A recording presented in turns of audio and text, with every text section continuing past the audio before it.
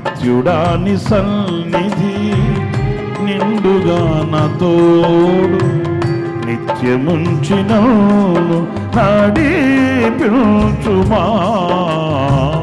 నడిపించుమా.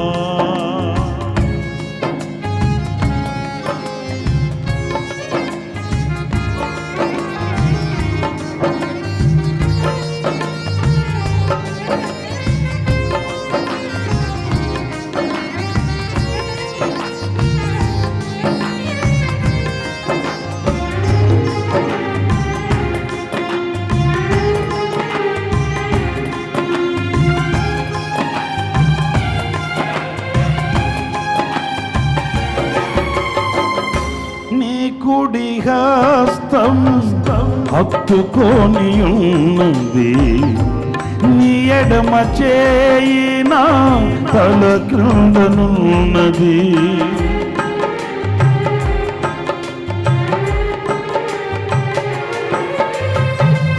నీ కుడి హస్తం హత్తుకొని ఉన్నది, నీ ఎడమ చేయి నా తల క్రిందనున్నది. నీ కౌగిలిలోనే నిత్యం నిల్పుమా, నీ కౌగిలిలోనే నిత్యం నిల్పుమా. నిత్యుడాని సన్నిధి నిండుగా నా తోడు నిత్యముంచిన నడిపించుమా నడిపించుమా.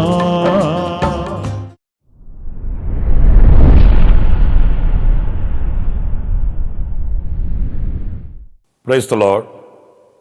ప్రభువాని యేసుక్రీస్తు నామములో మీ అందరికీ మా హోసన్నా మినిస్ట్రీస్ తరపున హృదయపూర్వకమైన వందనాలు తెలియపరుస్తున్నాను. ప్రభు మిమ్మల్ని ఆశీర్వదించి దీవించునుగాక. ప్రియులరా, పరిశుద్ధ గ్రంథంలో నుంచి పరిశుద్ధుడైన పౌలు తిమోతికి వ్రాసిన 2వ పత్రిక 2వ అధ్యాయం 15వ వాక్యాన్ని నేను చదువుతున్నాను, జాగ్రత్తగా వినండి. దేవుని ఎదుట యోగ్యునిగాను సిగ్గుపడనక్కరలేని పనివానిగాను సత్యవాక్యమును సరిగా ఉపదేశించువానిగాను నిన్ను నీవే దేవునికి కనపరుచుకొనుటకు జాగ్రత్త పడుము. చూడండి, ఈ వాక్య భాగంలో ఒక తండ్రి గత కుమారునికి కొన్ని చక్కటి హెచ్చరికలు ఇచ్చినట్లు, జాగ్రత్తలు తెలియపరిచినట్లు తిమోతికి పరిశుద్ధుడైన పౌలు ఈ హెచ్చరికని జారీ చేస్తున్నాడు. జాగ్రత్త, జాగ్రత్త. ఏ విషయంలో? దేవుని ఎదుట యోగ్యునిగాను. మొదటి వాక్యం, యోగ్యునిగా దేవుని ఎదుట నిలబడాలి. అయోగ్యులమై అపాత్రులమై ఆయన అనుగ్రహించే రాజ్యమును పొందుటకు కానీ ఆయన ఇచ్చే ప్రతిఫలము పొందుటకు కానీ అయోగ్యతతో మనం నిలవకూడదు. అయోగ్యులుగా మనం ఆయన యొద్దకు వెళ్ళకూడదు. ఇప్పుడు దేవుడు మనకు అనుగ్రహించిన ఈ శ్రేష్టమైన సమయాన్ని సద్వినియోగం చేసుకుని ఒకవేళ ఆయన ఎదుట నిలుచుటకు యోగ్యత లేని ఏదైనా ఆటంకం మనలో ఉన్నప్పుడు దానిని పరిశీలించి పరీక్షించి వాటిని మన యొద్ద నుంచి తీసివేసుకొనవలసిన అవసరం ఎంతైనా కూడా మన భుజస్కంధాల మీద ఉందండి. మనల్ని మనం పరిశీలించుకోవాలి, మనల్ని మనం పరీక్షించుకోవాలి, మనలను మనమే విమర్శించుకోవాలి. ఎవరో మనల్ని వేలెత్తి చూపించడం కాదు, ఎవరో మనకు బోధించడం కాదు. మనకు మంచి ఒక మనసాక్షిని దేవుడిచ్చాడు. ఆ మనసాక్షికి మనం సమాధానం చెప్పగలగాలి. నేను ఈ విషయంలో ఒక చిన్న మాట నేను మీకు జ్ఞాపకం చేయాలి. అదేంటంటే, కుటుంబంలో భార్య భర్తలుగా ఉన్నవాళ్ళు భార్యను భర్త అన్ని విషయాలలో మెప్పించవచ్చు, భర్తని భార్య అన్ని విషయాలలో మెప్పించవచ్చు, లేక తల్లిదండ్రులైన వారిని పిల్లలు అన్ని విషయాలలో మెప్పించవచ్చు. పిల్లల్ని కూడా తల్లిదండ్రులైన వాళ్ళు అన్ని విషయాలలో మెప్పించవచ్చు. అయితే భార్యను భర్తను పిల్లల్ని తల్లిదండ్రులని ఒప్పించినంత సులువు కాదు మనసాక్షిని ఒప్పించడం.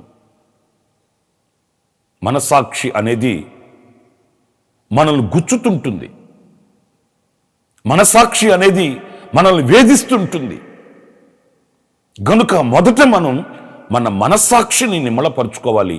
మనస్సాక్షికి సమాధానం చెప్పగలగాలి. అందుకే దేవుని ఎదుట ఈ యోగ్యతని మనం అలవర్చుకోవాలి. మీరు పరిశుద్ధ గ్రంథంలో ఒక చరిత్ర బాగా తెలుసు. తండ్రి ఆస్తిని పంచుకొని కుమారుడు వెళ్ళిపోయాడు. దూరదేశం వెళ్ళిపోయాడు. అంటే అతనికి తన మీద అంత కాన్ఫిడెన్స్ ఉంది. అంత దూరం ఎందుకు వెళ్ళిపోయాడంటే అతనికి అంత నమ్మకం ఉంది. నేను ఎలాగైనా రాణిస్తాను, నేను ఎలాగైనా సాధిస్తాను, నేను ఎలాగైనా సంపాదిస్తాను అనే కాన్ఫిడెన్స్ అతనికి ఉంది. వెళ్ళిపోయాడు. కానీ బాధాకరమైన విషయం చరిత్రలో మనం చదువుతాము. ఆస్తి అంతా పోగొట్టుకున్నాడు. ఒంటరి అయిపోయాడు. కనీసం తినడానికి తిండి కూడా లేని పరిస్థితుల్లో ఒంటరిగా మిగిలిపోయాడు. అంతే కదండి. అన్నీ ఉంటే అందరూ ఉంటారు, ఏమీ లేకపోతే ఎవరుంటారు? ఏదో గుప్పిలు విప్పగలగాలి, భుజాల మీద చేతులు వేయగలగాలి, వాళ్ళని అక్కడికి ఇక్కడికి తిప్పగలగాలి, వాళ్ళ కంటికి నిండుగా కనబడాలి. అప్పుడే కదండి మనతో ఉంటారు అందరూ. ఏమీ లేక ఒంటరిగా మిగిలిపోయినప్పుడు ఇంకొకడు జంటగా ఎందుకుంటాడు మనతో? ఇది లోకం తీరు కాదా? మోసపోయాడు, మురిసిపోయాడు. అంతా నాదే అని అనుకున్నాడు. ఏమీ లేకుండా పోయింది. కానీ మనం ఆలోచిస్తే అతనికి పశ్చాత్తాపం కలిగినప్పుడు అతని భావనలో ఒక మంచి మాట. అదేంటంటే తండ్రి దగ్గరకు వచ్చి, చూడండి లూకా సువార్త 15వ అధ్యాయం 21వ వాక్యాన్ని నేను చదువుతున్నానండి. అప్పుడు ఆ కుమారుడు అతనితో, తండ్రి, నేను పరలోకమునకు విరోధముగాను నీ ఎదుటను పాపము చేసి తిని ఇక మీదట నీ కుమారుడనని అనిపించుకొనుటకు యోగ్యుడును కాననెను. తన అయోగ్యత ఏంటో తనకు తెలిసిందండి. నీ మాట వినలేదు, నీ ఆలోచన నమ్మలేదు, నీ ఎదుట విధేయతను చూపించలేదు, నీ ప్రేమను నేను అర్థం చేసుకోలేదు. మరి ఇన్ని విధాలుగా విరోధముగా పాపం చేసిన నేను నీ ఎదుట నిలిచే యోగ్యత నాకు ఎక్కడిది? కుమారుడను అని అనిపించుకున్నట్టుకు నేను యోగ్యుడను కానయ్యా. నిజమే. ఈరోజు మనం ఆయన ఎదుట నిలుచుటకు యోగ్యులమా అయోగ్యులమా? ఆయన మాటను ధిక్కరించి, ఆయన ప్రేమను తోలనాడి, ఆయన మీద మనం తిరుగుబాటు చేసి ఇంతగా ఆయనకు విరోధముగా మనం పారిపోయి ఏమీ తెలీదు అన్నట్లుగా బైబిల్ పట్టుకొని భక్తిగా బజారులో కనబడినంత మాత్రాన, ఆదివారం ఆరాధనలో నిలబడినంత మాత్రాన దైవ దీవెనలు మన మీదకి వస్తాయండి? దేవుని కృప మన మీదకి దిగి వస్తుందా? కాదు కదా. అందుకనే జాగ్రత్త అనే పదాన్ని దైవజనుడైన పౌలు ఉపయోగించాడు.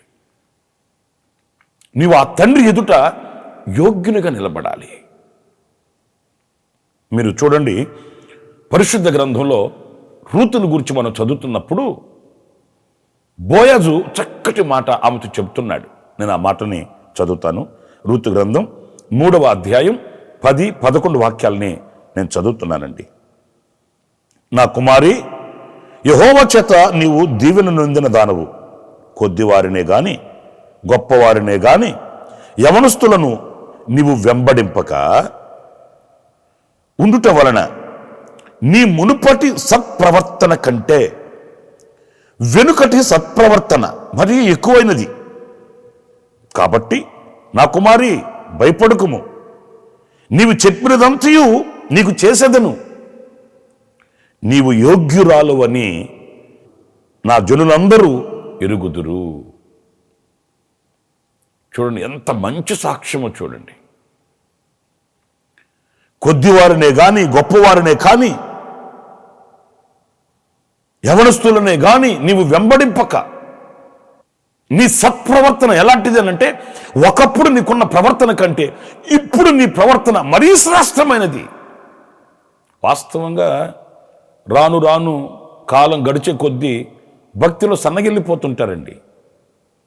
ఒకప్పుడు మనం తీసుకున్న నిర్ణయాలు ఇప్పుడు కనబడకపోవచ్చు, పెద్ద ఆశ్చర్యమేమీ లేదు. కోకొలలుగా మనం చూస్తున్నాము.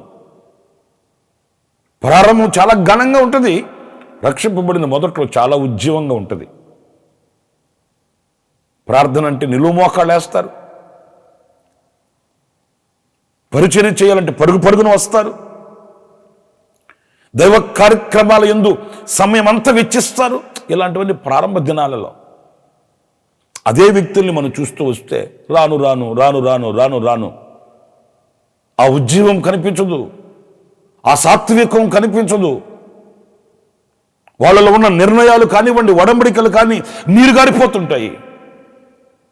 ఇంకా ఎక్కువ గట్టిగా మాట్లాడితే మనుషులే కనబడకుండా అంతర్ధానం అయిపోతారు. ఇది జరుగుతున్నది. కానీ ఈమెలో అలాంటిది కాదట. మునుపటి సత్ప్రవర్తన కంటే ఇప్పుడు నీ సత్ప్రవర్తన మరీ ఎక్కువైనది, మరీ శ్రేష్టమైనదిగా నేను చూడగలుగుతున్నాను. ఈ దీవెనలు పొందుకోవడానికి నీవు యోగ్యురాలవమ్మా. ప్రియులారా, యోగ్యులకి దీవెన అనుగ్రహింపబడుతుంది. అంతే కదండి. యోగ్యత లేని వానికి ఏదైనా అనుగ్రహిస్తే దాని విలువ వానికి ఏం తెలుస్తుంది?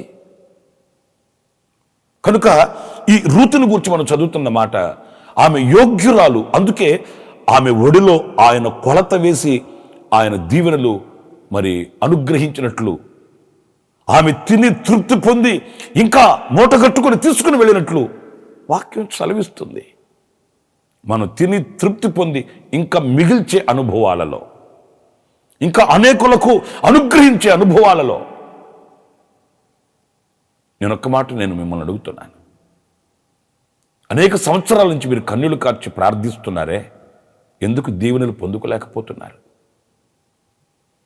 అనేక విషయాల నిమిత్తమై కన్నులు కార్చి ఉపవాసం ఉండి ప్రార్థన చేస్తున్నారే, ఎందుకు ఆనాడు రూతు మీద కుమ్మరించబడిన ఆ దీవెన, రూతుకు అనుగ్రహించబడిన ఆ ఆశీర్వాదం మనల్ని ఎందుకు చేరట్లేదు? ఆ యోగ్యతని మనం పరిశీలించక, నేను బాగానే ఉన్నానులే, బైబిల్ కూడా పట్టుకున్నాను, బైబిల్ కూడా కొనేశాను, ఇదిగో ఇలాంటి అల్పమైన వాటితో మురిసిపోతున్నామే. కానీ నా సత్ప్రవర్తన విషయమందు దేవుని ఎదుట నేను యోగ్యత కలిగిన వాడనై ఉండాలి, యోగ్యత గల దాననై ఉండాలన్న వివేకం మనకు కలగట్లేదు సుమా. జాగ్రత్త పడాలి. మీకు మరొక మాటకు నేను మీకు జ్ఞాపకం చేస్తాను. ఒక శతాధిపతి తన పనివానికి ఆరోగ్యం బాగాలేదని కబురంపాడు యేసయ్యని. లేఖనాల్లో మనం చదివినప్పుడు ఆ పుర ప్రజలు యేసయ్యతో చెప్తున్నారండి, బోధకుడా, ఈ శతాధిపతికి మీరు ఒక మేలు చేయండి అయ్యా. అంటే మేలు చేసేదానికి యేసయ్యకి రికమెండేషన్ కావాలనా? రికమెండేషన్ కాదండి, వాళ్ళ హృదయంలో ఉన్న ఆ భావనని యేసయ్యతో చెప్తున్నారు. ఈ శతాధిపతికి మీరు మేలు చేయాలయ్యా, ఎందుకంటే మీ యొద్ద మేలు పొందుటకు అతడు యోగ్యుడు. ఏంటి అతనికి కలిగిన యోగ్యత అంటారా? అతడు మన ప్రజలను ప్రేమించి దేవుని సన్నిధి యొక్క విలువను గమనించి మన ప్రజలందరికీ ఒక సమాజ మందిరాన్ని కట్టించాడు ఆయన. ఈ ప్రజలు సుభిక్షతో బ్రతకాలంటే, ఈ ప్రజలు దేవునితో సఖ్యత కలిగి బ్రతకాలంటే, ఈ ప్రజలకి ఆశీర్వాదం కలగాలంటే దేవుని సన్నిధి కావాలని ఆ ప్రజలకి ఆ దేవుని సన్నిధిని చేరువ చేసిన వ్యక్తి అయ్యా. దేవుని సన్నిధి యొక్క విలువ తెలుసు అతనికి. అందుకని నీ యొద్ద మేలు పొందటానికి అతడు యోగ్యుడు. చూడండి, ఆ మాట నేను చదువుతాను.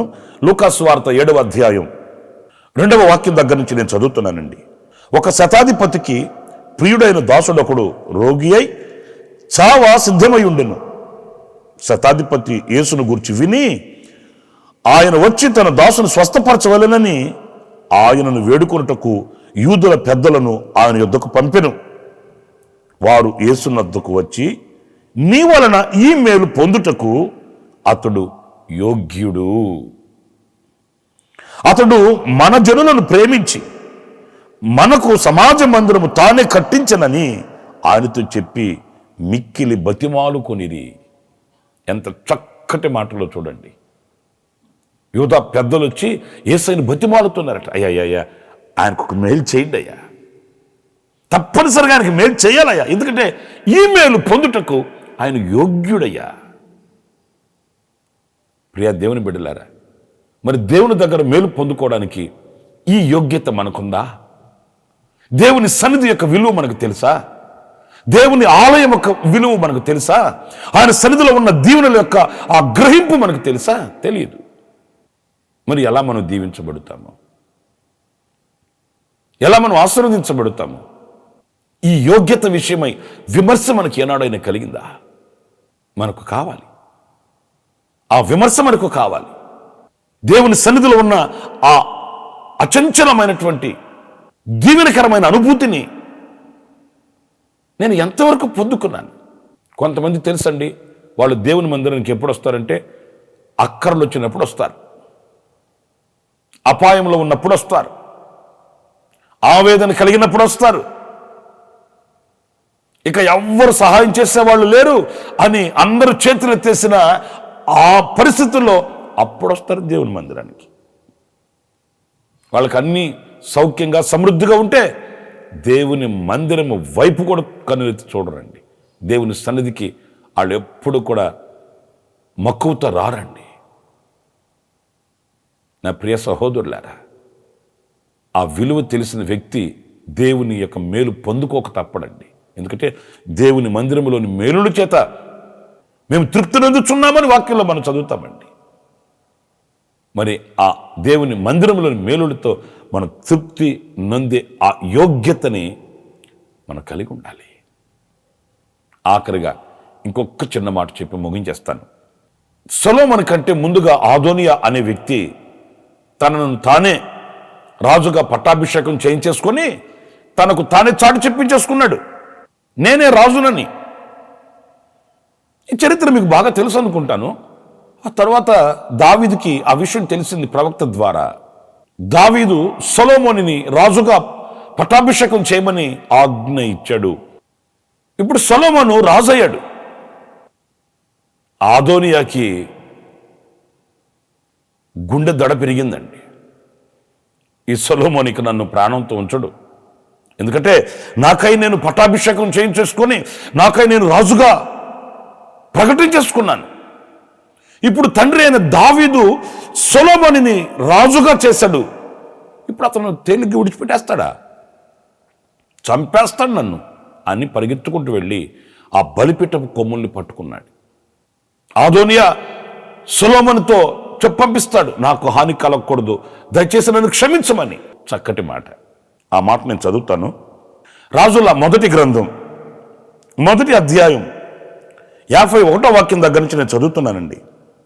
అదోనియా రాజైన సొలొమోనునకు భయపడి బలిపీఠపు కొమ్ములను పట్టుకొని, రాజైన సొలొమోను తన సేవకుడనైన నన్ను కత్తి చేత చంపకుండా ఈ దినమున నాకు ప్రమాణము చేయవలెనని మనవి చేయనట్లు సొలొమోనునకు సమాచారము రాగా సొలొమోను ఇలాగూ సెలవిచ్చెను, అతడు తన్ను యోగ్యునిగా అగపరుచుకొనిన ఎడల అతని తల వెంట్రుకలలో ఒకటైనను కింద పడదు. సొలొమోను తక్కువనుడేం కాదండి. అదోనియాతో సొలొమోను చెప్తాడు, నన్ను చంపద్దు, నాకే హాని కలగకూడదు, నన్ను క్షమించు అని అనడం కాదురా బాబు.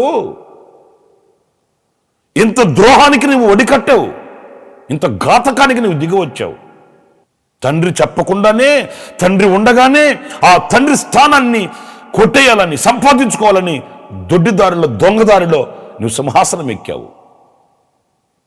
మరి అంత చేసి ఇప్పుడు నాకేం జరగకూడదు, నాకే హాని కలగకూడదు, నాకు ప్రాణి హాని కలగకూడదు, నాతో నిబంధన చెయ్యి అంటే ఎట్లా?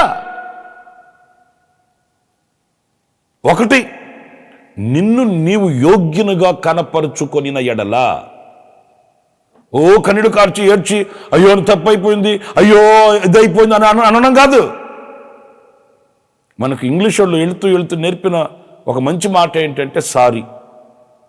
అది చెప్పేస్తే ఇంక అన్నీ అయిపోతాయి. చేయాల్సిందంతా చేసేసి ఆఖరులో సారీ అండి అయిపోయింది. సొలొమోను అదే అంటున్నాడు, అలా కాదు, చేయాల్సిందంతా చేసేసి ఆఖరులో ఇప్పుడు క్షమించు సారీ అంటే ఎలాగా? నిన్ను నీవు ఈ పశ్చాత్తాపమునకు తగినట్లుగా యోగ్యునిగా నిన్ను నీవు కనపరుచుకుంటే నీ తల వెంట్రుకలలో ఒక్కటైనను రాలదు. యోగ్యమైన వ్యక్తిగా నువ్వు నిలవాలి, యోగ్యమైన వ్యక్తిగా నువ్వు బ్రతకాలి. నువ్వు క్షమించు అని పశ్చాత్తాపడుతున్నావు కదా, ఈ పశ్చాత్తాపమునకు తగిన ఆ యోగ్యత నీలో కనిపించాలి. ఆనాడు ఏ హాని నీకు రాదు, ఏ కీడుని దరిచేరదు. నీ ప్రాణమునకు నేను ఉత్తరవాదిని. నా ప్రియమైన సహోదరులారా, ఈ యోగ్యత విషయమే పౌలు అంటున్నాడు, జాగ్రత్త తిమోతి, జాగ్రత్త. దేవుని ఎదుట నీవు యోగ్యనగా కనబడాలి. ఆనాడు రూతు కదా యోగ్యమైనటువంటి వ్యక్తిగా ఎలాగైతే నిలిచిందో, అలాంటి యోగ్యతని, మంచి మనసాక్షిని మనం కలిగిన వారమై ఉండాలి. ఆనాడు శతాధిపతి ఏ రీతిగానైతే మంచి మనసాక్షి కలిగిన వాడై యోగ్యత కలిగి ఉన్నాడో అలాంటి యోగ్యత మనకు కావాలి. సొలొమోను చెప్పినట్లుగా యోగ్యమైన ప్రవర్తన గలవారమైతే తల వెంట్రుకలలో ఒకటైనను రాలని ఆ మంచి యోగ్యతని మనం ధరించుకోవాలి. అలాంటి కృప మనందరికీ ప్రభు అనుగ్రహించునుగాక. ఆమేన్. తలలు వంచండి, ప్రార్థన చేస్తాం. ఆశ్చర్యకరుడు అయిన తండ్రి, జీవాధిపతి అయిన ప్రభువా, మీకు వందనాలు. దేవుని ఎదుట యోగ్యునిగాను అని పరిశుద్ధులైన పౌలు తిమోతికి రాసిన మాటలు మా జీవితాన్ని ఇదిగో మరొక్కసారి వెన్నుతట్టి మమ్మల్ని ఆలోచింపచేసేటట్లు మీరు కృప చూపించారు. అవునయ్యా, మంచి యోగ్యత కలిగిన వారమై, మంచి మనసాక్షి కలిగిన వారమై, ఆనాడు శతాధిపతి వలె, రూతు వలె యోగ్యతను కలిగిన వారమై, ఒకవేళ మాలో ఏదైనా అవిధేయత నిలిచి ఉంటే ఆనాడు తప్పిపోయిన కుమారుడు పశ్చాత్తాపతుడై తండ్రి దగ్గర క్షమభిక్షను వేడినట్లుగా మేము కూడా మీ ఎదుట ద్రోహులమని దోషులొగ్గి క్షమభిక్షను వేడుతున్నాము. ఏదైనా అవిధేయత మాలో పొడచూపితే దయతో మన్నించండి, క్షమించండి. మీ దీవెనలకు మమ్మల్ని పాత్రులుగా చేయండి, యోగ్యులుగా చేయండి. మమ్మల్ని మీకు అప్పగించుకుంటూ యేసు ప్రశస్త నామములో ప్రార్థన చేసి వేడుకొనుచున్నాను తండ్రి. ఆమేన్, ఆమేన్. ప్రభు కృప ఈ దినమంతా నా దేవుడు మీకు సమృద్ధిగా అనుగ్రహించుగాక. ఆమేన్. ప్రతిదినము ఈ అనుదిన కృపాను సందేశముల కొరకు, ఇంకా మరిన్ని ఆత్మ సంబంధమైన సందేశాల కొరకు ఈ మా యూట్యూబ్ ఛానల్ ను సబ్స్క్రైబ్ చేసుకోండి. Pastor Ramesh hosanna ministries.